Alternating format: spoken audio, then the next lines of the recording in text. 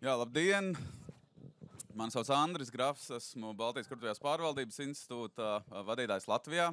Un šodien tāda tēma, par ko mēs domājām, kas ir aktuāls un kas arī pēdējā gada laikā, kādi jautājumi no uzņēmumu un organizāciju vadītājiem ir bijuši un iekrituši manā e-pastā vai zvanos. Un viena no tām bija pēctecība. Ko darīt gadījumā, ja pēkšņi mums vairs nav valdes, bet neviens nav gatavs no uzņēmuma turpināt šo darbību?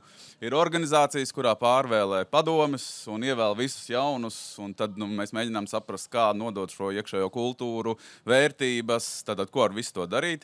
Mums ir valsts uzņēmumi, kur pēkšņi pazūd vadītāji, kas tiek atlaisti, un tad mēs tagad domājam, kurš tad būs tas pēctecis. Mums ir ģimenēm piedaroši uzņēmumi, kur šīs vadības groži paliek ģimenes rokās. Tā kā ļoti daudzi jautājumi tieši par šo pēctecības plānošanu, un jūs esat skatījušies arī tādu filmu Succession, tad tas ir arī skaidrs, ka tas dažkārt nav nemaz tik vienkārši.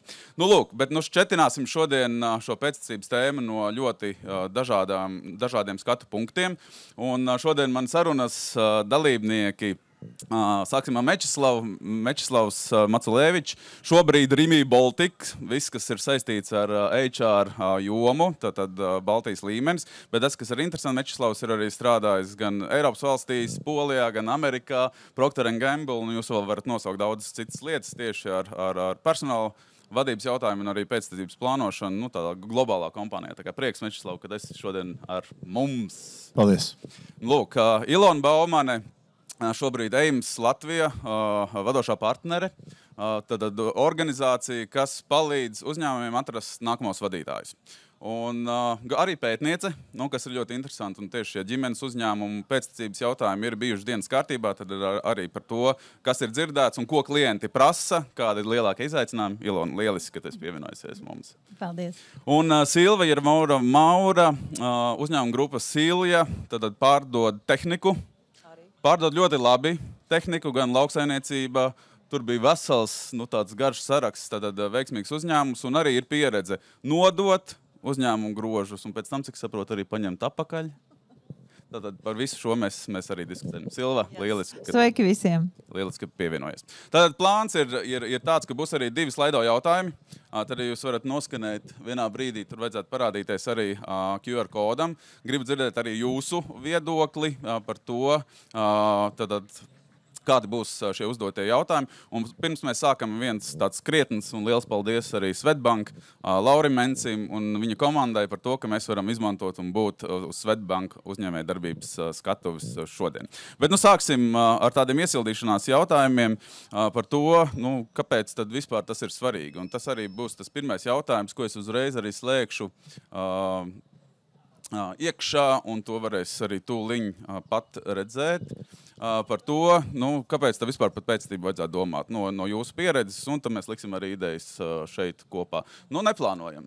Es apskatījos vienu tādu pētījumu, kas tappa pagājušā gada oktobrī, kur Sorainen kopā ar Baltijas ģimeņiem piedarošo uzņēmumu pārvaldības institūtu veic tādu pētījumu, tad aptaujāt vairāk kā 300 uzņēmumu vadītāji, kas piedara ģimenēm, un visi saka, jā, mēs gribam atstāt ģimenes grožos, nodot tiem nākamajiem bērniem, bet par to plānošanu, tā kā nē. Tad šķiet, ka viss tā kā plāns skaidrs, nodosim, bet tā kā plāna nav, mācīt par vadītājiem tā kā nē, bet kāpēc tas ir svarīgi? Mečislav, varbūt gribu sakt?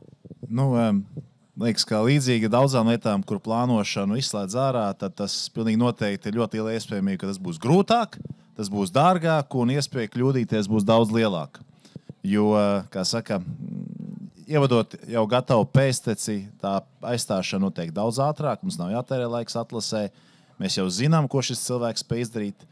Nevis, kā saka, paļaujamies uz interviju procesā ievāktiem datiem, bet mums ir ļoti daudz datu vairāk gadu garumā, kā viņš vai viņa pilda savus pienākumus un strādā. Un plus, protams, turbūt Ilonai ir cits viedoklis, bet tas ir daudz lētāk izmantot augstas kvalitātes ekspertus un atlasīt šos te kadrus no ārpuses. Tā kā tie droši vien būtu galvenie iemesli un viens tāds iestarpinājums, tas es dzirdējuši tāds Pīters princips, tas ir princips, kad cilvēks tiek paaugstināts līdz savam nekompetences līmenim. Tas nozīmē, mēs skatāmies tikai uz to, ko cilvēks ir līdz šim iepriekš fantastiski darījis, lidot viņam to nākamo izaicinājumu. Nu, kā saka, ja sanāks, bet ja nesanāks, tad parastā sekas ir sāpīgas un viss tā pēctecība tomēr ir kā strādāt, lai šajā te Pētersa principā neienāktu. Būtu jau 3 lietas - ātrums, izmaksas un tas, lai mēs neieliekam kādu, kuram tur nebūtu jāatrodas. Tieši tā. Okay. Ilona, ko tu pieliec klāt? Noņem nost? Jā, patiešām ļoti aktuāla tēma. Protams, atšķirās, vai tas ir ģimenes uzņēmums vai tāds lielāks uzņēmums. Jā. Bet es arī pilnīgi piekritīšu Mečeslavam, ka audzēt iekšpusē to vadītāju ir daudz lētāk. Bet varbūt atbildot uz jautājumu, kāpēc tas tā kā nenotiek, jā? Kur tad ir tie izaicinājumi. Tas, ar ko es esmu saskārusies, pārsvarā Latvijā uzņēmumu vadītāji, īpašnieki HR vadītāji, saka bieži vien tādas 2 lietas par to pēctecību, kāpēc viņa bieži vien nenotiek. Viena lieta ir tāda, viņi saka, jā, bet es tur ieguldu tajā cilvēkā, bet viņš jau, cik tā viņš var gaidīt. Ja? Bieži vien cilvēki ir nepacietīgi, ja mēs tagad viņu audzināsim 3-4 gadus, bet tāpat, ja viņš aizies, viņu kāds pārķers. Ja? Un tad arī bišķi tā kā tāds jautājums, ka tad es arī varbūt negribēšu viņā ieguldīt tik daudz, jo skaidrs tas viss, tas ir izmaksas. Tas ir viens. Un otrs arguments, ko es bieži dzirdu, kāpēc par to pēctecību varbūt ne tik daudz domā, ir tas, ka ja tu identificē kādu kā talantu, ja, tad tu tā kā vienlaicīgi varbūt dod signālu citiem, ka viņi nav talanti. Un no tā arī bieži vien uzņēmumi baidās, izvairās, to varbūt tad pēc tam kolēģi var pakomentēt, bet tās tāds 2 galvenās lietas, ja, ka uzņēmumi ir mazi, bieži vien arī nav tā uzreiz iedot to iespēju izaugt, tad tas talants negaidīs, viņš aizies un tā kāda jēga vispār kaut ko plānot.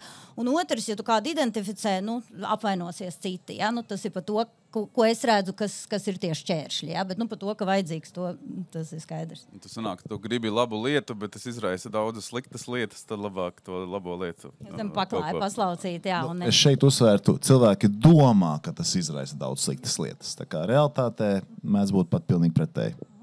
Bet ja daudzi domā, tad ir problēma. Silva. Jā, to, ko Andris jau pieskārās, ka nereti mēs labu savus darbinieks, par pēctecību tādā uzņēmuma iekšienē paaugstinam amatā, un lielākā daļa jau arī grib izaugt. Viņi vienmēr saka izaugt, jo ar ko es esmu saskārusies, nereti darbiniekiem šķiet, ka tie vadītāji jau neko nedara.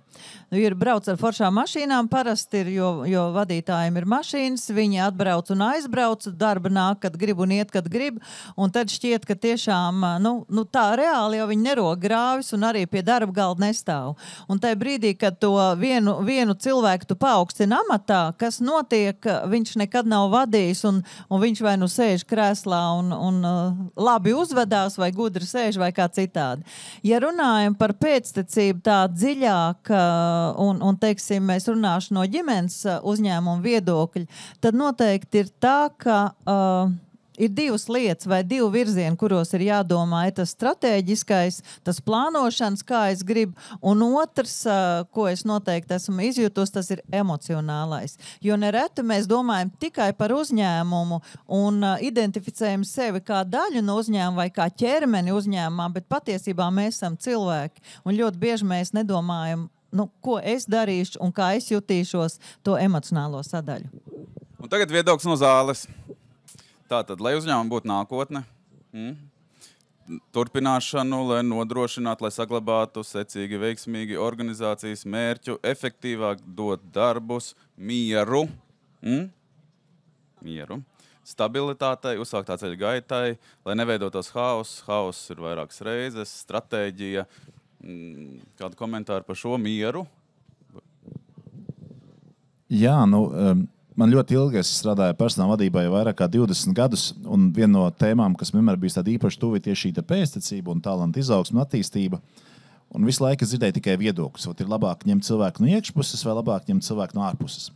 3 gadi atpakaļ man gadījās trāpīt vienā konferencē, kur es beidzot dzirdēju zinātnisku pētījumu, kā tad īsti ir. Un man jāsaka, no manas praktiskās pieredzes es redzu, ka tam var piekrist. Bija itāļu pētnieki, kuri izpētījuši iekšējo kandidātu veiksmi un ārējo kandidātu veiksmi. Izrādījās, ka 72% gadījumu iekšējie kandidāti ir labāki, veiksmīgāki, produktīvāki. Bet tajos 28% gadījumu, kad šie iekšējie kandidāti bija daudz sliktāki kā ārējie, lielāko daļu šo gadījumu vienoja viens elements. Uzņēmumam bija radikāli jāmaina savas attīstības un darbības virziens. Līdz ar to iekšējais kandidāts noteikti izsauks vairāk mieru, turpināsies tas, kas līdz šim ir noticies. Un tikai jautājums, vai vienmēr tas ir tas, kas uzņēmumam ir vajadzīgs. Un tajos brīžos, kur ir vajadzīgas virziena maiņas un darbības maiņas, tur pēctecis ir rūpīgi jāizvērtē arī pret ārējiem kandidātiem. Tad, ja nevajag mieru, tad labāk ir ārējais kandidāts. Ja vajag mieru, tad ņemam iekšā. Labi, šo piefiksējam. Es gribu tomēr mazliet teikt kaut ko citu. Man ir bijusi pieredze sekojoši, kad no savu vidus, piemēram, ir pārdošanas komanda, un kāds no pārdošanas komandas kļūst par vadītāju, vai tiek nominēts par vadītāju. Kas notiek? Vakar mēs bijām čomi, mēs kopā to, un šodien tu man kaut ko prasi. Un šeit rodas diezgan lieli konflikti, par mieru to nevarētu saukt, un patiesībā tas ir diezgan liela skāda uzņēmumam, jo, saglabājot čomiskas attiecības zaudē uzņēmums, nenotiek attīstība, no otras puses atkal, vai viņš paliek pavisam lepns un nerunā ne ar vienu un ātri vai vēl aiziet. Tad šeit var mest atpakaļ to Pētera principu tā saucamo, jo ja mēs nevaram skatīties tikai uz to, cik viņš ir lielisks bijis pārdošanas vadītājs, tad ir kaut kam citam arī jābūt, uz kā tad balstīt to lēmumu, paliekstināt šo cilvēku vai nē. Un, mēs ļoti bieži runājam par potenciālu un droši vien labāku apzīmējumu tam, kas ir jāizvērtē, tajā brīdī es neesmu atradis. Un viena no lietām, kas šos cilvēkus ar potenciālu, šos te pēctečus raksturo, ir viņi ir spējīgi saprast, kad jaunai atbildībai iestājoties, jauniem uzdevumiem atnākot, viņiem ir jāmaina savs uzvedības stils, savs vadības stils. Viņi saprot, kas notiek un spēj paši no tā mācīties. Kā saka, viņi saņem nevis certifikātu, kad viņi ir fantastiski un tas ir tikai apliecinājums, ka tagad darīsim tieši to pašu, ko pagātnē. Viņi saprot, ka tas izsauks pilnīgi radikālu pieejas maiņu tam, kā viņi līdz šim ir uzvedušies. Tāpēc šeit droši vien lielisks piemērs tam, kad cilvēks nespēja pietiekoši ātri saprast, kas tad būs savādāk jaunajā veidolā. Jā, varbūt tad varu iestrādāt. Man liekas, ka reizes sēžu starp tādu lielu uzņēmumu pārstāvu un tomēr vairāk ģimenes uzņēmums. Jā. Un te ir tā atšķirība, ka, protams, lieliem uzņēmumiem ir daudz vieglāk, ir tāds lielāks tas pūls tiem talantiem, jā, un tiešām tad izraudzīt un izaudzināt, jā, un dabūt to pēcteci. Un es pilnīgi piekrītu Mečeslavam, ka patiesībā uzņēmumu arī morālei un pārējo cilvēku motivācijai ir daudz labāk, ja viņi redz, ka ir iespējams izaugt tajā uzņēmumā. Bet atkal tas, ko es redzu realitātē, sevišķi mazākos uzņēmumos, nevienmēr tas ir iespējams. Un tomēr cilvēkiem, katram ir kaut kāds savi griesti no vienas puses, no otras puses arī esmu piekritējis teorijai, ka cilvēks var visu iemācīties, visu apgūt, ja ir motivācija, bet bieži vien ir kaut kādas, katram ir tas izaugsmes zināmi griesti, ja? vai vēlēšanās trūkums, vai vēl kaut kā. Ja? Un tad ir situācija, ka tiešām cilvēks nespēja uz to nākamo līmeni izaugt, ja? Un tad noteikti ir labāk meklēt no ārpuses. Ja? Tā kā es domāju, ka jums abiem ir taisnība. Ja? Ka, ir gan labi varianti un tiešām organizācijas morālei noteikti ir labāk, ja ir izraudzīts iekšējais pēctecis, ja? Bet ir situācijas, un tāpēc ir tiešām par tiem kritērijiem iespējams ir vēlāk, ja parunāsim, kas tad ir tas, ko vērtēt, jo patiešām tad ir jāsaprot, kas tad ir vajadzīgs uzņēmumam atkal katrā konkrētā situācijā. Okay. Bet, mēs pieskārāmies kā abiem taisnību, bet tas mums īsti nedara, jo vajag kaut kādu to risinājumu virzīties uz priekšu. Bet tas mans jautājums būtu tāds, vai jūs varat padalīties no savas prakses par ļoti tādu labu rezultātu, kad bija šis pēctecības plāns un viss bija ļoti gludi, vai bija šis pēctecības plāns un absolūti nebija gludi, vai nebija pēctecības plāns, viss izdevās lieliski, nebija pēctecības plāns un viss izdevās ļoti, ļoti švaki. Lai iedot kaut kādu to sajūtu. Varbūt, patiesībā nav tik traki, kaut ko jau mēs atbildējām. Un te ir atkal tas stāsts, ko mēs uzņēmumā gribam. Ja mēs gribam tā mierīgi šūpoties un iet vecajās sliedēs, tad noteikti ir jābūt šis vai no paša vidus, un tad tādu mēs turpinām. Bet ja mēs gribam izaugsmi kaut ko tādu straujāku, vai es domāju, ka tad labāk no ārpuses ar jaunu tādu deksmi, un tā varētu teikt. Sākam ar slikto piemēru. man reālais piemērs, kur es jau vairākas reizes taisījos iet atpūsties un tā. Un ļoti labu, uzticam cilvēku 20 plus gadu nostrādājis uzņēmumā. Protams, ka kas cits vadīs, cilvēks vadīs. Nu, un te ir tāds divas blaknes man parādījās. Pirmā ir, viņš tiešām saprat, vai es laikam slikti strādāju, jo viņam šķiet, ka vadīt tas nozīmē sēdēt un nepārtraukt kaut kur piedalīties un braukt. Un tas, kā viņš vadīja cilvēks, bija KPI. Man tagad šie 3 burti man jau ir nosirmot liek visam ķermenim, jo tas man radīja kādu 4 mēnešu laikā pie 500 000 zaudējumu. Jo cilvēkiem tik maksāts par to, ka viņš ir tas atnāks darbu, piezvana no zvaniem, ja, ne jau tur radiem draugiem piezvana, nu, atsakot zvanu monitorings. Šī lieta, un tas noveda līdz otrai blaknei, kad cilvēks sajūtās kā līdzīpašnieks. Ar visām izrietošām sekām. Okay. Es palīšos ar vienu labu piemēru, lai ilustrētu varbūt tās vēl vienu tādu, man liekas, ļoti svarīgu konceptu, kas attiecās tieši uz pēctecības plānošanu. Teiksim, kā mēs varam pateikt, kad pēctecis ir gatavs? Ir tāds termins angliski reverse engineering, tā kā nodarbojamies ar lietas izpēti atgriezeniski. Ja sākam, mēs ņemtu tagad, piemēram, mums Lietuvas valsts vadītājs ir vajadzīgs. Kādas īpašības piemestu vai kādas kompetences un pieredzes piemestu fantastiskam kandidātam no ārpuses? Kas būtu tās lietas, ko mēs gribētu redzēt ideāli stiprā kandidātā?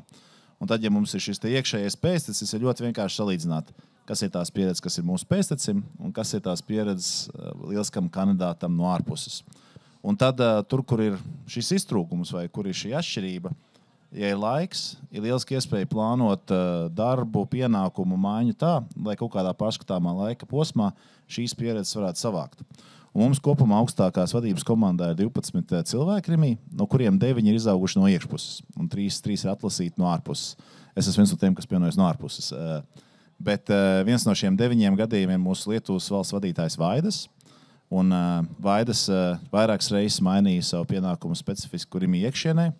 Bet tajā brīdī, kad mums bija skaidrs, ka mums ir jāmeklē pēctecis un kandidāts, kas nākotnē varētu vadīt Lietuvas valsts biznesu, Vaidasam bija lieliska pieredze komerces organizācijā, un viņš bija pēdējos gadus strādājis tieši Baltijas lomā. Un tas, kas viņam pietrūka tiešām līdz tādam ļoti stipra kandidāta profilam, bija praktiskā operacionālā pieredze tirgojot Lietuvā. Tad mums parādījās iespēja startēt ar e-veikalu Lietuvā, kur Vaidas uzņēmās šī e-biznesa vadību un attīstību, un tajā brīdī, kad parādījās vakance, balstoties uz viņa līdzinējo pieredzi un nesen iegūtajām kompetencēm, bija ļoti viegli tad pateikt, jā, viņš ir gatavs kāpt tālāk un uzņemties šos te valsts vadītāju pienākumus. Tā kā ļoti svarīgi to darīt jau iepriekš. Pāris mēnešos šo te veiksmīgo stāstu būs grūti sakārtot un izveidot. Tas ir sevišķi lielos uzņēmumos jāmēģina jau darīt 1-2 soļus pirms. Okay. Kādu piemēru? Jā, tiešām, ja paskatās arī gan uz tādu pasaules statistiku un to, kas notiek Latvijā, patiesībā bija nesen Deloittes veikts pētījums pasaulē, tiešām lielos uzņēmumos, un tur parādījās, ka faktiski tādi tiešām pēctecības plānošana notiek tikai 3-5% vispār uzņēmumu. Ja. Manā pētījumā, ko es taisīju par ģimenes uzņēmumiem Latvijā, tur vispār saskārāmies, ka faktiski tāda nopietna pēctecības plānošana neeksistē. Ja. Tāpat laikā, jā, ir redzēti gan tādi labi gadījumi, gan sliktāki. Ja. Man pieredze, protams, vairāk mūs piesaistīja, ir vajadzīgs šis te vadītājs no ārpuses, ja, tad kaut kādu iemeslu dēļ iekšēji to pēcteci nevar atrast. Bet tas, kas varbūt ļoti svarīgi, tieši ko gribētu uzsvērt, piesaistot vadītāju no ārpuses, arī kādreiz liekas īpašniekiem, piemēram, ka tas vadītājs jau zinās, mācēs, uzreiz darbosies. Viņš taču visu zina. Ja. Bet bieži vien ir daudzas tādas lietas, kas netiek izrunātas, un patiesībā arī, ja tas jaunpienācējs netiek pienācīgi integrēts, ja, vai tā saucamais onboarding netiek veikts pienācīgi, tad arī ir diezgan liels riska moments. Un tas ir tas, ko mēs šobrīd daram un iekļaujam arī savā pakalpojumā, tāds strukturēts, mērķtiecīgs 10 soļu onboardings, ja, vai šī te integrācijas programma, kad tiek izrunāts ar jauniecelto to vadītāju tiešām, vai viņš saprot savus mērķus, ko no viņa sagaida, vai viņš saprot savu tiešo vadītāju vai īpašnieku, vai viņš zina, kas ir pārējie iesaistītās puses tā saucamās, vai viņš saprot, kas varētu būt tie ātrie rezultāti. Jā, tādas tiešām strukturētas sarunas, kas palīdz arī sasniegt to labāko rezultātu. Jā. Jo bieži vien tās neveiksmes, viņas ir, tā kā liekas, tiešām labs cilvēks ir paņemts un labs uzņēmums, bet kaut kas nesanāk. Ja? Un ja tam pievērš uzmanību, strukturēti iziet cauri, tad palielinās šī labās varbūtības iespēja. Bet es domāju, ka arī iekšējai pēctecībai tieši tāpat, tā ir definēšana, tas, ko tu gribi, apzināšanās, runāšana, ja? Un tas viss patiesībā ir diezgan smags darbs, kam bieži vien nav laika operatīvajā darbībā. Ja? Un tad tas izpaliek, liekas, gan jau viņš mācēs vadīt. Tieši tā, bijis labs pārdevējs, tad jau būs labs vadītājs, bet tas nevienmēr tā ir. Ja?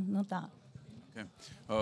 To, ko Mečislau, tu pieminēji, cik mums ir jābūt atklātiem? Iedomājamies, mums tas uzņēmums ir, mēs tiešām plānojam, kurš būs tas pēctecis, vienalga, vai tas ir privātais uzņēmums, vai lielāks starptautisks uzņēmums, vai valstī piedarošs uzņēmums, vai organizācijas. Cik mēs drīkstam būt par to atklāti un pateikt, ka tu esi tas pēctecis vai potenciālais pēctecis? Jo Ilona to arī minēja par to, ka citi var apvainoties, kāpēc tad es neesmu? Ja? Es nezinu, no jūsu pieredzes, cik atklātiem mums ir jābūt par šo? Jā, šeit man ir ļoti stingrs praksē balstīts viedoklis. Manuprāt, ir jābūt ļoti atklātiem ar cilvēkiem, kurus mēs redzam kā pēctečus, vēlamies attīstīt kā pēctečus. Jo pēctecis, tas vārds, viņš nenozīmē automātiski garantiju, ka ja šī vieta atbrīvosies, tad šis cilvēks automātiski šo pozīciju arī saņems. Tas nozīmē, ka šis cilvēks tiks iekļauts kā kandidāts, un ar viņu tiek strādāts, lai viņš būtu pēc iespējas stiprāks kandidāts tajā brīdī, kad tas ir. Un tas ir, man liekas, ļoti svarīgi, ka pēcteča uzpleces nenozīmē automātiski, tas būsi tu. Bet tas, kas ir svarīgi, ļoti grūti cilvēkam tiešām palīdzēt plānot to karjeru un attīstības soļus tā, lai viņš kļūtu pēc iespējas stiprāks kandidāts, ja viņš nesaprot, priekš kā tas tiek darīts. Jo bieži vien pēctecība no varbūt tās speciālistu uz jau augstāku līmeņa vadītāju vai vispārējo vadītāju uzņēmumu, viņi prasa ne tikai soļus uz augšu, bet viņi prasa arī soļus sānis. Un brīžiem liekas, kāpēc tu man piedāvā kaut ko tādu, kas tagad nav paaugstinājums? Ja kāda no tā būs jēga, man jādara kaut kas, kur es varbūt tās neesmu tāds eksperts vai neesmu tik veiksmīgs, bet saprotot, kāda ir šī gājiena ilgtermiņa nozīme un kādas prasmes un pieredzi tas man palīdzēs attīstīt, virzoties uz savu tālāko mērķi, cilvēkiem ir daudz vieglāk saprast un pieņemt šādas kustības vai būt ieinteresētiem un motivētiem, lai viņas tiešām izdodas.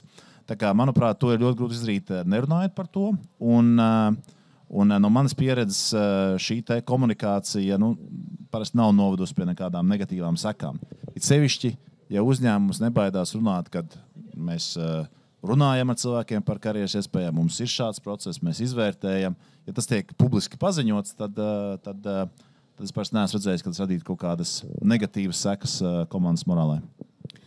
Jā, es domāju, es piekritīšu Mečeslavam arī tas, ko es redzu, ka, man liekas, arī daudz uzņēmumu to, gudrāk nosauc nevis par pēctecības plānošanu, bet par talantu attīstību, ja, ka to var uztvert arī šādi. Un tiešām atklātība un norādot, ka tas tāpat tā ir iespēja visiem pēc būtības, tas ir ieguldījums cilvēku attīstībā, jā, un atkal patiesībā arī tas ir mīts, ka visiem jābūt pa vadītājiem vai ka visi grib būt vadītāji. Man liekas, mūsdienās jau vairāk pieaugot, tādai kopējai labklājībai cilvēki vairāk saprot, varbūt man nemaz nevajag to visu, jā, kas ir saistīts ar komandas vadīšanu. Aizvien biežāk arī kādreiz uzrunājot kandidātus, man pasaka, nē, es gribu palikt, kur es esmu, paldies, es esmu komfortabls, es šo te nākamo soli nevēlos. Un tas arī ir pilnīgi ok. Un atkal, komunikācija, saprast, kas kā, bet to nedarot, būs vēl sliktāk. Jā, tā kā pilnīgi piekrīt, ka tas ir jādara un ir jākomunicē, bet tādā mērcē, ka tas ir patiesībā labums visiem un ka tā ir talanta attīstība, ja nevis tur kādu izcelšana vai kaut kāda tagad īpaša attieksme pret tiem. Nē, tas tā nav. Tāda iekšējā rīvēšanās, kad nevar sagaidīt, ka tas vadītājs tur aizies, vai ne? Es gribu to vietu ieņemt. Nē, nav tik traki. Es starp citu, kopš sāka biznesu no 90. gada sākuma, es ļoti daudz mācījos no partneriem, jo mums jau 90. gada sākumā bija, tāda ābece vēl bija. Un ļoti daudz raudzījos, kā citur dara. Un tad mēs ieviesam savā uzņēmumā tādu lietu kā ēnošana. Proti vadītāji vai kā no filiāles filiāli mēs devāmies un raudzījāmies, kā citur strādā. Un tad bija tā, ka daži paskatot, ko tas vadītājs patiešām dara, viņi saprata, nē, es laikam tomēr negribu vadīt. Un tā dienu pilnu, ja, un tās tāp citu ļoti laba prakse, un es skatos, domāju, ka arī Rimī to dara, jo izrādās, ka tad, kad vadītājs iesēžās tajā, tieši krēslā. Pirmkārt, redz, ka krēsls jāmaina, kad diezgan izsēdējies, un darbinieks izrādās ir domājis, vai dieniņās mani atlaidīsies, tur sākšu teikt. Un ļoti daudzus procesus var veicināt, uzlabot. Ja man, piemēram, stāstīja, ka pie kases sēžot ir 57 pozīcijas, kas ir jāizsit, un katram kasierim jāapgūst, bet veikals sen jau ņem tikai 4. Un neviens no tā, kas sēž pie kases, neaizdomā, ka jānosvītro tās 53 nevajadzīgi. Tās ir tās lietas, ko līmenis tu redzi, un tad ir tas, ko tu neredzi, un tad ir jautājums, kāpēc tu to nesaki. Un tad ļoti interesanti, ka ir lietas, par ko tad viņi cepās. Faktiski tā, visi zina visu, to, ko varbūt nevajadzētu zināt, bet to, kas tiešām ir jāzina, nereti ir aizmirsuši pateikt. Tā kā, vadīt jau ir diezgan... Un tad ir tas jautājums, kam tad ir jāved, jaunam vai vecam? Man patīk vienmēr tas teiciens, ka jauns slota tīrs lauka, bet vecā zina, kur ir mēsli. Un tāpēc noteikti tas ir tas apvienojums ir vislabākais. Labi, to otro daļu es pat nebiju dzirdējis. Labi, liekam nākamo jautājumu uz slaido par izaicinājumiem. Un, es lasīju vienu tādu materiālu, un tur bija angliski izklausās ļoti labi, bet tulkojot uz latviešu valodu, man bija diezgan tāds interesanta tā situācija par good leavers, bad leavers un sudden leavers. Un tas būtu tā kā pa aizgājējiem, bet es domāju, tā kā nevar teikt labs aizgājējs un slikts aizgājējs un pēkšņs aizgājējs, aizejošais. Vai tās taktikas, stratēģijas mainās, kad jūs varbūt gribat tikt vaļā no tā vadītāja, kas iespējams ir arī akcionārs, un viņš īsti tā kā neredz, ka viņš varētu būt problēma. Ir tie, kas ir tiešām tādi labi, kvalitatīvi vadītāji, un pēkšņi viņš iet prom, vai tie, kas pēkšņi notiek. Un mums tās situācijas Baltijā ir bijušas diezgan daudzas, arī par skumjiem stāstiem, kur ir akcionāru strīdi, par to, ka nevar vienoties, kurš būs nākamais vadītājs un tam līdzīgi. Kā tās taktikas, kāds būtu tas ieteikums pielāgot, mainīt? Šeit es varu padalīties ar praksi, kā mēs strādājam. Mums, pirmkārt, šī pēctības plānošana, sevišķi kritiskiem amatiem uzņēmumā, viņi notiek vismaz reizi gadā. Mēs esam sākuši to, ka esam identificējuši šos amatus. Un tad reizi gadā mēs pārskatām un atjaunojam aktuālu informāciju, kas tad ir šie pēcteči potenciālie, ko šīm pozīcijām mēs redzam.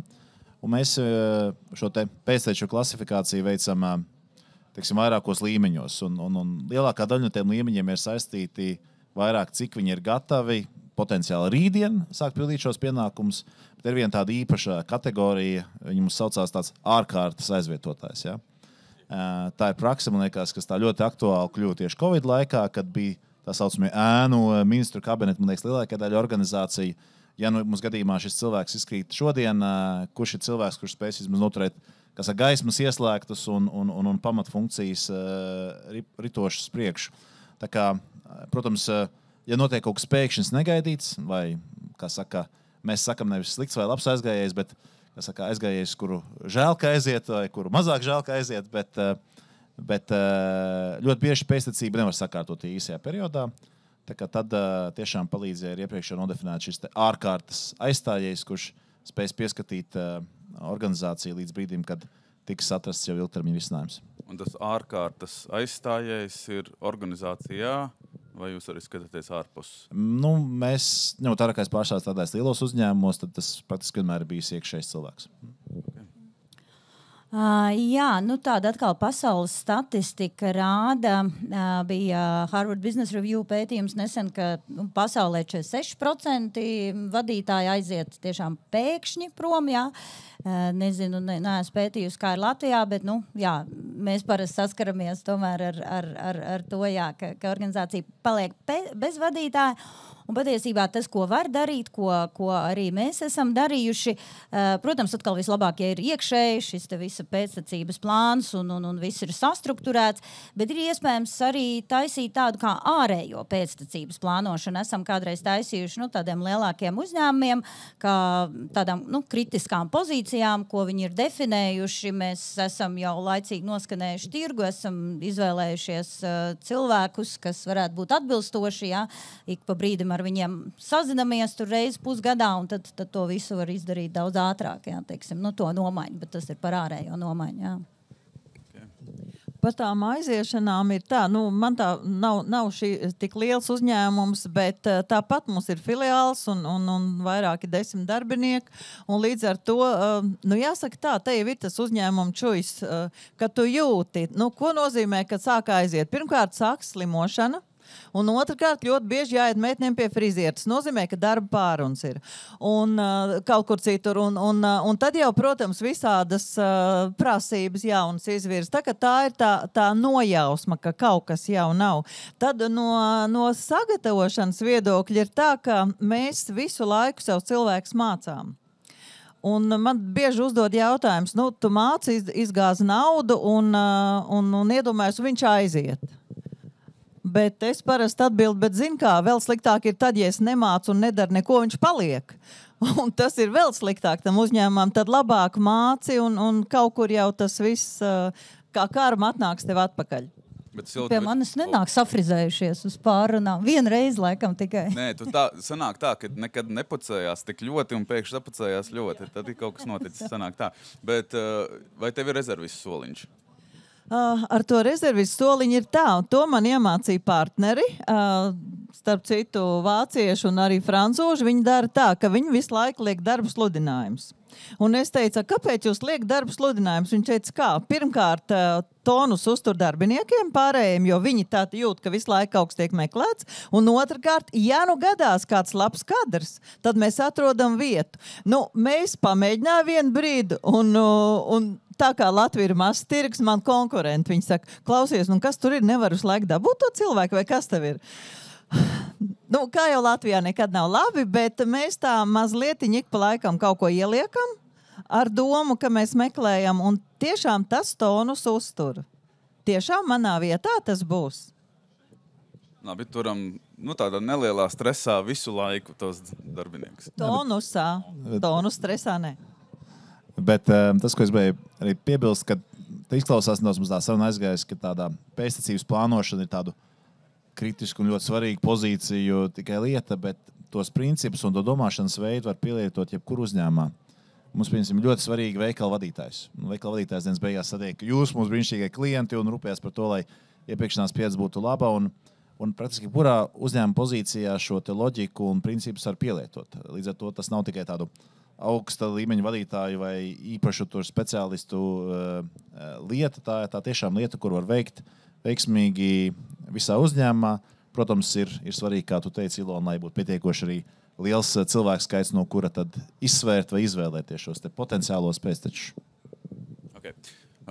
Vēl viens aspekts, pirms mēs arī apskatīsimies, kas mums ir tapis domu un vārdu mākonī, bija pieminēts tā, ka, ja mēs skatāmies vēsturi par potenciāliem vadītājiem, viņu sniegumu, tad ir ļoti vienkārši apskatīties.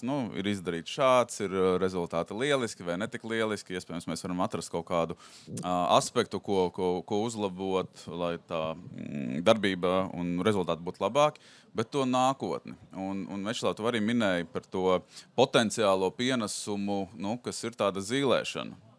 Zināmā mērā nākotne, kur pareizo atbilžu nav, jo mēs to ceļu neesam īsti tur gājuši. Kā tad sabalansēt tās divas lietas, ka tam potenciālam pēctecim visi rezultāti lieliski un ka mums viss izdodās un ir skaidrs, ka tas nākamais vadītājs vai jebkurā lomā varētu būt gana veiksmīgs, bet tā potenciālā pienesuma jautājums. Kā to nodefinēt, kurš to dara un vai tas ir devis rezultātus no jūsu pieredzes? Es jau tā sākšu šeit ir, šī viena manām mīļajām tēmām, tāpēc tagad cieši tādā nelielā, tiksim, potenciālā pētnieka amploā. Potenciāls, tad pēc būtības tas vārds nozīmē spēju tapt par kaut ko. Tas ir spēja kaut kā transformēties. Un ļoti interesanti, kad novērtējot potenciālu, ir svarīgi skatīties gan uz pagātni, gan uz nākotni. Jo, kā es minēju, ļoti bieži iekāpšana nākamajā atbildības līmenī ir saistīta ar to, ka būs lietas jādara savādāk. Un par spīti pat lieliskam onboardingam vadītājam vai vadītājai būs jārisina problēmas, ar kurām viņš vai viņi nav saskārušies, un nāksies pieļauties kļūdas un viņiem ātri mācīties. Līdz ar to viena no lietām, ko es skatos, tieši novērtējot cilvēku potenciālu, vai šis cilvēks ir spējis mācīties pats par sevi. Vai viņa iepriekšējā pieredze parāda, kad mainoties situācijai, cilvēks spēj pats saprast, kā jaunajā situācijā kļūt veiksmīgam. Kā to skatīties uz iekšējiem ārējiem kandidātiem? Piemēram, ja mums ir iekšējais kandidāts, kurš visus pēdējos, 8-10 gadus ir strādājis tikai vienā pozīcijā, vienā jomā, atbildot vairāk vai mazāk par tieši to pašu, un tur nav bijusi milzīga dinamika, tad mēs nevaram teikt, ka šis cilvēks nespēs pielāgoties jaunai situācijai, taču mums nav arī fakti un pamats teikt, ka viņš spēs, jo mēs vienkārši to neesam redzējuši. Bet ja mums ir blakus kandidāts, kurš ir mainījis, piemēram, atbildības funkciju, mainījis valsti, mainījis uzņēmumu un spējis atšķirīgās vidēs iejusties ātri, panākt un gūt šos te panākumus, ir skaidrs, ka šis cilvēks ir pierādījis, ka viņš spēj iet jaunā vidē un šos panākumus gūt. Līdz ar to brīžos, piemēram, kad mēs esam spiesti atlasīt kandidātus no ārpuses, viena no lietām, ka mēs īpaši uzmanību pievēršu, vai šis kandidāts ir savā iepriekšējā pieredzē strādājis dažādās vidēs, dažādās kultūrās, dažādos kontekstos un ir spējis gūt šos panākumus, jo ienākot Rimī, lielā uzņēmuma arī ir ļoti izteiktu savu iekšējo kultūru un teiksim, ieradumiem un tradīcijām. Šim cilvēkam būs jāspēj ļoti ātri adaptēties un atrast šo te jaunu veidu, kā viņš būs veiksmīgs. Tā kā šī te pagātnes darbība ir, kā saka, šie te fakti un dati, kurus var izmantot, lai par šo potenciālu spriest. Jā, pilnīgi piekrīt īstenībā gan mēs, gan pārsvarā visi mani klienti arī līdzīgi vērtē šīs te iepriekšējo tādu pārmaiņu pieredzi, jo mūsdienās ir tā, ka tieši aizejot tajā nākamajā līmenī, tu nekad nezini tieši, kas būs jādara. Ja? Un tāpēc patiešām šī tev varbūt nebūs tieši tāda iepriekšējā pieredze, bet iepriekšējā pieredze pielāgoties dažādām situācijām, ja? Un tā spēja mainīties. Un vispār tas, ko es ļoti bieži redzu, ka tā spēja vai nespēja aiziet tajā nākamajā līmenī, patiešām nav saistīta ar kaut kādām tur prasmēm vai tehniskajām prasmēm, bet tikai un vienīgi ar to mindsetu, ja, kā to latviski teikt, ar to tādu paradigmu iekšā. Profesionālo iedomību vai viņas trūkumu. Profesionālo, es nezinu, mindsets. Šī te spēja vispār kā cilvēks uztver pasauli, ja? Vai viņš spēj pats veidot savu realitāti un arī jūtās, ka viņš ir spēcīgs un spējīgs veidot, pārveidot to pasauli sev apkārt, vai ir tā, ka ir apstākļi, ir kolēģi, ir vienmēr kaut kas, vienmēr ir kaut kas, kāds ir vainīgs, vainojams, ja? Un tā arī ir, un tā realitāte ir kāda ir, ja? Un tad ir cilvēki, kas tā kā saprot, ok, ir kā ir, bet es varu izdarīt šo te mazumiņu, lai lietas izmainītu, ja? Un tā kā visu laiku iet uz priekšu, ja? Tā ir tā pati spēja mainīties, tas ir viens. Otra varbūt lieta, kas man liekas ļoti svarīgi izvērtēt, ir stresa noturība, vai tieši īstenībā tas, kā cilvēks reaģē stresā. To atkal mums palīdz dažādi personības testi izdarīt, kam ir atsevišķa sadaļa tieši kā cilvēks reaģē stresā. Jo stress ir un būs, bet katrs savādāk mūsu uzvedība katram atkarīgi no personības atšķirās no tā, kā mēs stresā reaģēsim. Ja? Tas ir tāds ļoti svarīgs faktors. Es teiktu tā, ka ļoti svarīgi šobrīd ir saprast, kā cilvēks iejūtās kolektīvā un ne tikai no nulles, bet vispār iejūtās savā jaunā amatā, jo paturam prātā, ka šobrīd darba tirgu ir 5 pilnīgi dažādas paudzes. Ar ļoti dažādiem ieradumiem, vērtībām, interesēm. Un iedomājieties, ja tev ir jāvada kolektīvs vai jāstrādā kolektīvā, kurā cilvēks, ar datoru vai datoram lūdzu atveries, lūdzu aizveries, un ir otra paudze, kuri vienkārši brīvi laiž par visām. Starp citu, doma, ka jaunā paudze ļoti labi pārvalda dators, ir pilnīgs ārprāts, jo jā, viņi TikToks visi prot, paprasiet sagatavot kaut ko reāli pa profesionālo, tur apmēram Excels ir rūtiņburtnīca. Līdz tādai galējībai tiešām es esmu arī nonākusi. Otra lieta, nereti, ko mēs rakstām, jā, izglītības līmenis uz papīra šobrīd ir ļoti liels, izcils. Teiksim, saņemot CV un meklējot sev atbilstošu darbinieku, godīgi sakot, es saprotu, kāpēc zem man nes un kāpēc vēl šeit sēžu. Jo tur ir tā 5 valodas brīvi, ar vārnīcu sarunājās, un tad tur vēl ir izglītības galā. Un ļoti interesanti, man konkrēts piemērs ir dzīves, un tas ir akantas čujs, kas jāliek lietā, ir marketinga cilvēks. Kāds CV?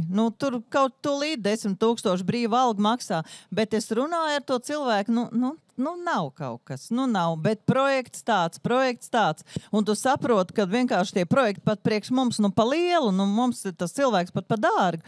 Un tad es uzdevu viņam diezgan stulbi jautājumu, bet konkrēti, kāds bija tavs pienākums šajā projektā? Es vedu tos dokumentus par projektu parakstīt no viena pie otra. Un te ir tās, ko Andris jautāja, ko mēs gribam uzņēmā. Tas potenciāls veidojas no tā, ko mēs gribam panākt. Gribam liels mērķus, ņemam kaut ko no ārpuses, taisām virpuli, visus kaut kā paceļam, motivējam. Katrā ziņā šobrīd ir jābūt psihologam. Ir jānolasa šīs prasmes, šīs vēlmes, jo tas, ko saka, ir viens, tas, ko domā, ir otrs un ko dara vēl trešais. No manas pieredzes, vislabākie dati, lai šāds lēmums pieņemtu, tomēr ir tiešām, ko cilvēks dara. Un tas, protams, ir iekšējā kandidātu gan priekšrocība, gan izaicinājums, jo mēs viņus redzam. Mēs redzam, ko viņi dara, kā viņi reaģē. Bet tas ļauj tos lēmumus pieņemt, cerams, arī gudrāks, ja mēs tiešām paskatāmies, ko viņi dara. Bet es biju atgriezties pie tās profesionālās iedomības. Jo no manas pieredzes, un tas man izveidojās jau diezgan agri manā karjerā, kad es strādāju personāla vadībā, man bija iespēja redzēt, kā uzvedās cilvēki, kad viņi saņem paaugstinājumu. Pirms Rimijas es biju Procter & Gamble, un Procter & Gamble tās uzņēmums, kurš praktiski visu savu vadītāju slānu, ekspertu slānu būvēja no iekšpuses. Viņiem bija tas negluži rakstīts, bet tāds ļoti būtisks arī up-or-out princips. Tad vai tu turpini, kā saka, kāpt pa kāpnēm, vai vienā brīdī pienāk brīdis doties kaut kur citur. Un tad es redzēju, kā dažādi cilvēki reaģē uz šiem paaugstinājumiem. Un tā lielam var teikt, ir 2 kategorijas. Es jau, man liekas, iepriekš to pieminēju, kad pirmā kategorija, kur uzskata, ka šis paaugstinājums, beidzot tā nepārāk gudrā uzņēmuma vadība ir sapratusi, cik es esmu lielisks vai lieliska. Un šis te paaugstinājums ir vienkārši apzīmējums, certifikāts, papīrs, diploms, kad es esmu atkodis panākumu atslēgu. Līdz ar to man ir jādara tieši tas pats, ko es darīju līdz šim, bet, protams, pienākumi nedaudz vairāk, un es darīšu to pašu tikai vairāk un vēl niknāk.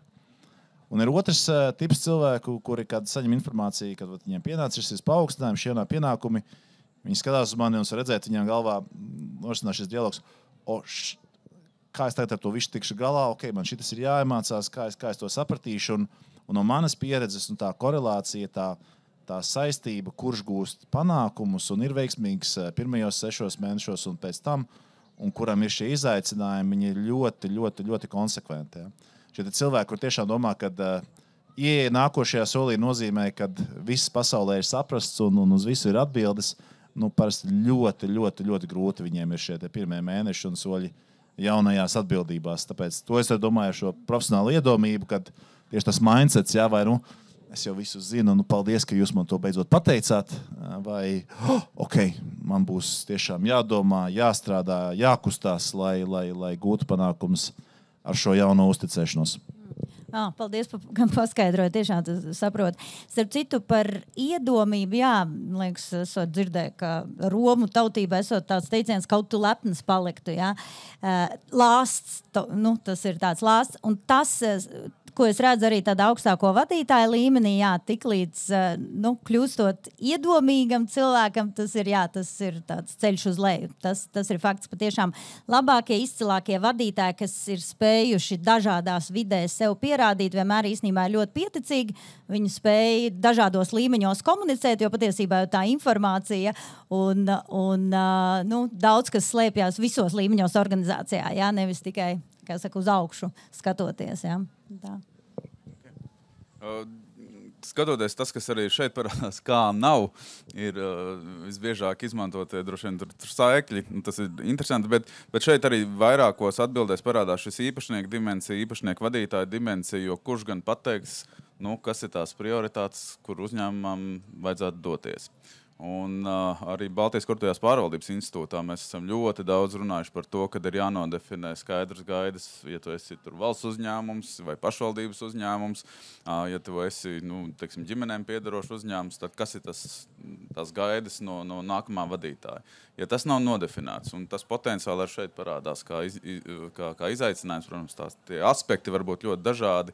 Ko darīt, kā plānot, ja īstas akcionārs un īpašnieks nav nodefinējis? Un tas bija tas atslēgas vārds, kas ir mums nepieciešams zināt, ko mēs nākamajā attīstības etapā gribam. Ko darīt? Silva, tu esi nodefinējis? Zin kā ir, es esmu ļoti, ļoti ātrs cilvēks, un man nereti nāks tā, ka to, ko es nodefinēju vakar, es vairs negribu rīt. Un tad noteikti sastrādāties ļoti, ļoti grūti, bet tāpat laikā es domāju, ka diezgan garlaicīgi, ja tu visu laiku tā monotoni kaut ko dari. Skaidrs viens, ka tad, kad es veidoju uzņēmumu pirms plus 30 gadiem, tad mans mērķis bija radīt kaut ko tādu atbalstu cilvēkiem, jo nebija darba un tā tālāk. Un tad man ik pa laikām revidents saka, kad tu beidzot sāks domāt, ka vajag tā kā peļņu. Nē, noteikti tas nav galvenais. Man svarīgi ir veidot labu darba vidi. Un to es esmu nodefinējusi, un to es esmu iedevusi jaunai paudzei, kas pārņem uzņēmumu. Bet tāpat laikā, kā jau es runāju par tām paudzēm, es gribētu teikt, ka tā skaidri nodefinēt tikai tā ir ļoti grūti. Te ir visu laiku jāmonitorē, kāda ir situācija, kāds ir mikroklimats un kāda ir darbinieku tā, attieksme, jo tas viss ļoti, ļoti mainās.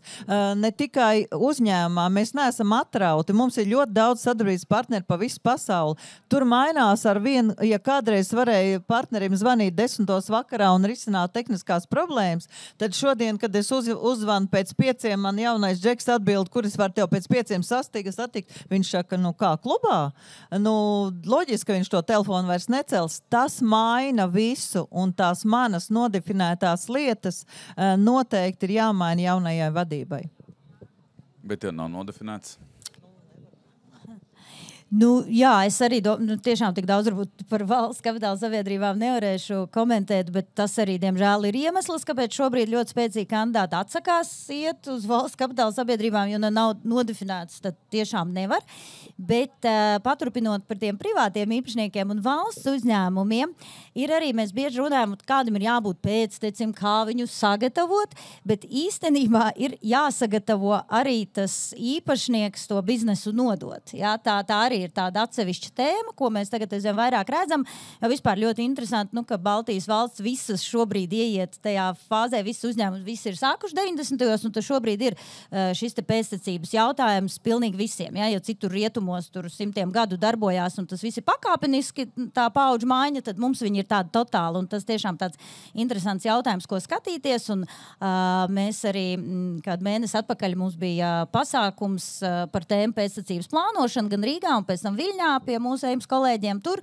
Un tur arī mums bija diskusija un tiešām kā tāds liels jautājums no pašu īpašnieku perspektīvas pacēlās tas, ka vai viņi ir gatavi nodot. Jā, jo bieži vien arī, kad uzaicina mūsu biznesa īpašnieks, saka, atrodiet man vadītāju, es gribu visu nodot, atrodiet man to foršo cilvēku. Bet beigās izrādās, ka īpašnieks nemaz nevēlās paiet nost. Ja? Un tad, es zinu, bija joks, ne joks, tā bija realitāte, ja? Ka, piemēram, Maximus uzņēmuma grupa, ka viss bija labi, kamēr īpašnieks spēlē golfu, viss bija labi, bet tad viņam apnika, viņš atgriezās atpakaļ, un tad atkal sākās pārmaiņas. Nezinu, vai uz labu, vai uz sliktu, bet katrā ziņā, tad tiem uzņēmumu vadītājiem, algotņiem, tad ir ļoti grūti. Tā arī atsevišķa tēma, ka arī jāsagatavo tas biznesa īpašnieks iziet. Ne tikai tas pēctecis jāsameklē, bet arī pašam jābūt gatavam atkāpties. Arī jāatrod jauna rotaļlieta, ar ko spēlēties. Tu gribi kaut ko piebilst, Mečislavs, pie šī? Nē, man nav gadījies strādāt ar privātiem īpašniekiem, un es varu tikai iedomāties tiešām šo te dinamiku, ja gluži, kā saka, īpašnieks nav gatavs, es piekritīšu, kad ļoti svarīgi ir sagatavot īpašniekus, nodot šīs lietas. Un gluži otrādi, es esmu bijis vairāk uzņēmumos, kuros īpašnieki ir profesionāli citu uzņēmumi vai fondi, un viņi parasti ļoti lielu uzsvaru tieši liek uz šo pēctecību un arī sagaida šo pēctecības veidošanu. Man drīzāk ir nācies piedzīvot, kad nākās pārliecināt vadītājs, kad ir vērts veltīt laiku pēctecības plānošanai. Pēctecības plānošana tas nav tā kā pa brīvu, tas prasa laiku un uzmanību un regulāri. Tas prasa mazāk laika un uzmanību, kā tajā brīdī, ka pēctecis nav, bet tad tev tas jādara katru gadu pa bišķiņam. Un es atceros, man viens vadītājs teica, Mečislavs, kāpēc man jāplāno pēctecis? Es taču nekur prom iet netaisos. Saku, viss kārtībā, bet mums tas ir svarīgi, kas to zina, kas var notikties, visādi situācijas gadās. Izrādās, arī šis vadītājs pēc kāda laika savus domas mainīja, kaut kur devās projām, un bija ļoti labi, ka mums bija iespēja viņa vietā arī attīstīt nākamo pēcteci. Tā kā, jā, pat ja tajā brīdī tas cilvēks, ar ko jūs strādājat, jums saka, es te būšu, es te palieku, dzīvē viss plūst un mainās, un tas, kas notiek pēc 3-4 gadiem, to mēs nevaram paredzēt šobrīd. Okay. Viens no izaicinājumiem, kas arī ir nosaukts un kas arī sakrīt ar to, kas ir manā lapā, ir par to, kā nodrošināt, lai tas nav ļoti teorētiski. Plāns mums ir, visi ir laimīgi, aplaudē, bet reālajā dzīvē nekad nav pārbaudīts, jo nekad situācijas nav iestājušās. Kā to teorētiskumu mazināt? Tas vienkārši jāsāk darīt. Tas nav sarežģīti. Tur jāapsēžās, jāuztaisa plāns, un tad, kad šī te brīvā vieta parādīsies, uzreiz varēs redzēt. Es arī braucot uz šeit runāju ar mūsu CEO, un viņam arī ir diezgan liela pieredze šo procesu veiktu. Mēs teicām, šis droši vien ir viens process, kuram, ja jūs veltat laiku un darat viņu kārtīgi, tad pilnīgi noteikti agrāk vai vēlāk jūs to vērtību saņemat atpakaļ. Tā kā vienkārši jāsāk darīt. Piekrītam? Piekrītam, un viņš jau arī nav tā, ka tas ir tāds plāns, un tad viņš tiek nolikts uz plaukta. Viņš jau visu laiku ir jāatjauno. Ja? Tā kā tas nav plāns, tā ir tiešām tāda talantu vadība, attīstīšana, ikgadēja pārskatīšana. Jā, tā kā tas. Bet varbūt jā, arī kādreiz tiešām kāds ir saskāries, ja tas ir tā formāli, ķeksim, tas tad varbūt nedarbojās. Ja? Bet tas tad ir atkal svarīgi, lai tas ir tiešām pēc būtības un darīts un atjaunināts. Okay. Pēdējais jautājums pirms tādas noslēguma apļa. Ko darīt situācijās, ja tie viedokļi kardināli atšķirās par to, kurš tas pēctecis varētu būt?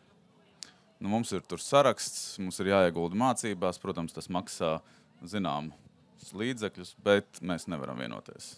Varbūt varu sākt atkal ar kolēģu pieredzi tieši privātajā uzņēmumā, kad īpašniekam bija 3 bērni, un viņi visi gribēja pārņemt biznesu, un viņš tiešām nevarēja izvēlēties. Un tad mūsu kolēģe no Eimas Kipras konsultēja šajā te jautājumā, un tas, ko viņi darīja, viņi tiešām ļoti skaidri sarakstīja kritērijus, ko tas īpašnieks, ko viņš uzskata, kādam ir jābūt uzņēmumu vadītājiem, kas ir tas svarīgākais. Un tajā konkrētajā gadījumā bija tā, ka viņš saprata, ka uzsvars tur būs tieši uz biznesa attīstību, pārdošanu, jaunu kontaktu veidošanu, un tad šīs te prasmes, tāda publiskā uzstāšanās, atkal valodas, tur sadarbība ar partneriem visā pasaulē, tur diezgan skaidri izkristalizējās, ka vienam konkrētam bērnam tas bija vairāk, lai gan varbūt tur pat bija otrs, kas varbūt gribēja vairāk un arī bija ļoti prasmīgs, bet konkrēti nodefinējot atkal gan kritērijus, gan viņus, saliekot uz svariem, kas tad ir tas prioritārais, ko grib, tad patiesībā ir diezgan skaidri, tiklīdz tie kritēriji ir skaidri, tur varbūt arī tad Mečislavs var pakomentēt no savas pieredzes, bet skaidri kritērija izpratni tomēr palīdz. Varbūt rakstīt tos kritērijus vienam konkrētam bērnam, bet pēc tam, lai būtu smuki, kā parādīja, bija kritērija viens tik. Mečislau. Es teiktu, tas ir ļoti labi, ja viedokļi nesakrīt, jo arī no manas pieredzes šis te pēcteču novērtēšanas process, viens no viņa pamatstūrakmeņiem ir kalibrācija. Mēs parasti sapulcinām vairākus cilvēkus kopā, kas tad izvērtē kādu konkrētu pozīciju un pēcteču šo te loku. Jo viedokļu atšķirības parasti ļoti palīdz, sevišķi tas ir liels uzņēmums, kurā, kā saka, šīs intereses un darbības sfēras, viņas mēdz arī atšķirties. Teiksim, dažādi vadītāji cilvēki redz no dažādām pusēm. Un tieši šī kalibrācija, jeb šī saruna izgaismo potenciālu cilvēku pilnīgāk un labāk spēj arī, kā saka, norādīt šo te informāciju. Dienas beigās gadās, kad ir viens saka jā, viens nē.